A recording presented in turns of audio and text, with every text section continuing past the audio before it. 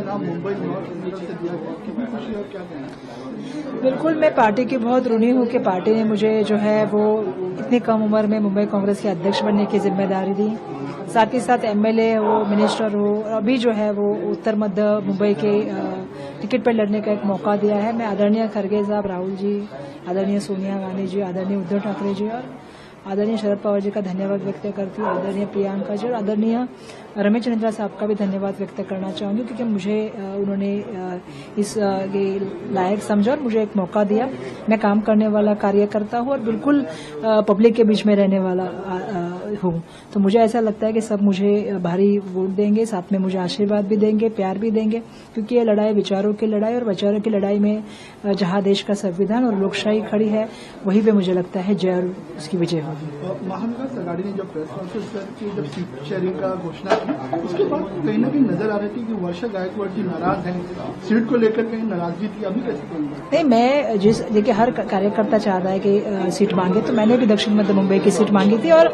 बिल्कुल जब पार्टी ने निर्णय लिया कि वो हमको नहीं मिल सकती है, वो महाविकास आघाड़ी के तहत उद्धव बाला ठाकरे जो है उनके उम्मीदवार अनिल देसाई जी को मिलेगी, तो उसका स्वागत करके मैंने काम भी करना शुरू कर दिया था। पार्टी ने टिकट दे या पार्टी टिकट नहीं दे, पार्टी मिनिस्टर बनाए या नहीं बनाए, मैं वर्षा गायकवाड़ कांग्रेस पार्टी की कार्यकर्ता हूँ, एकनिष्ठ कार्यकर्ता हूँ, कांग्रेस से विचारों से लगी हूँ, क्योंकि मेरे पिताजी का अगर आप इतिहास देखेंगे, मेरे भी जिंदगी की शुरुआत देखेंगे तो मुझे टिकट नहीं मिला था शुरुआत के पीरियड में, लेकिन मैं कांग्रेस के साथ रही और आज जो भी कुछ हूँ कांग्रेस ने मुझे दिया हुआ चीज है, तो मैं बिल्कुल कांग्रेस पार्टी की ऋणी हूँ और मैं चाहती हूँ कि आने वाले दिनों में सभी का आशीर्वाद मुझे मिले, महाविकास आघाड़ी के उम्मीदवार बनके मैं यहाँ से जीत जाऊँ। क्या एजेंडा होगा आपका? और वहीं पूनम महाजन भी सामने है, अभी तो फिलहाल घोषणा नहीं है, लेकिन पूनम महाजन का नाम। देखिए, ये लड़ाई जो है ये दो विचारों के बीच में लड़ाई है, मैं कोई उम्मीदवार नहीं समझती, विचारों के बीच की लड़ाई है। एक जगह जैसे मैंने कहा कि इस देश की लोकशाही है, दूसरी जगह पे इस देश का मनुवाद है, या एक जगह पे अगर देखेंगे तो हिटलरशाही, दहशतशाही है और दूसरी जगह पे लोकशाही है। तो कहीं ना कहीं ये लड़ाई बहुत सबको पता है कि किस तरह जा रही है। एक सत्ता के माध्यम से जो है वो सरकारी और जो ऑटोनोमस बॉडी है, स्वायत्त बॉडी है, उसकी चाहे वो ईडी सीबीआई हो, इनकी जो स्वायत्तता रद्द करना, देश के संविधान के बदलने के कुछ लोगों के माध्यम से, भाजपा के खासदारों के माध्यम से बात करना। मुझे तो ये भी कहना है कि देश के पंतप्रधान जी को अभी जो है वो बेरोजगारी, महंगाई और महिला अत्याचार पे बात करनी चाहिए। उनका जो भाषण होता है कहीं ना कहीं मुझे ऐसा लगने लगा है कि इस देश में आज अगर किस मूल मुद्दों की बात नहीं करते हो, भाजपा हमेशा दूसरे मुद्दों की बात करने का काम करती है और मैं ये अपेक्षा करती हूँ, वो बात कहते हैं मंगलसूत्र की।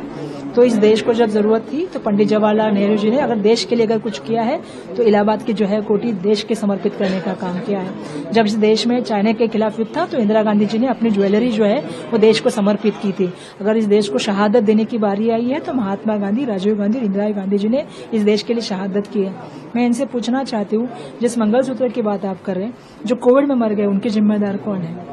नोटबंदी जब आपने की तो हमारे महिलाओं के डब्बे में से पैसे बाहर निकल के आ गए, क्या वो वापस मिल गए? किसानों की जो मौत हो रही है उसकी महिला विधवाओं के मंगलसूत्र की बात क्यों नहीं हो रही है? तो मेरा एक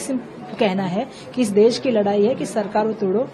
इस सरकार का इस्तेमाल करके सरकारी तिजोरी का पैसा जो अपनी फेवरेबल लोग हैं उनको दो, ये अपेक्षित नहीं है। इसीलिए मैं अपेक्षा करती हूँ कि इस देश की लोकशाही टिकनी चाहिए और इस देश का संविधान टिकना चाहिए और जनता सब समझ रही है, तो जनता के माध्यम से मुझे आशीर्वाद मिले।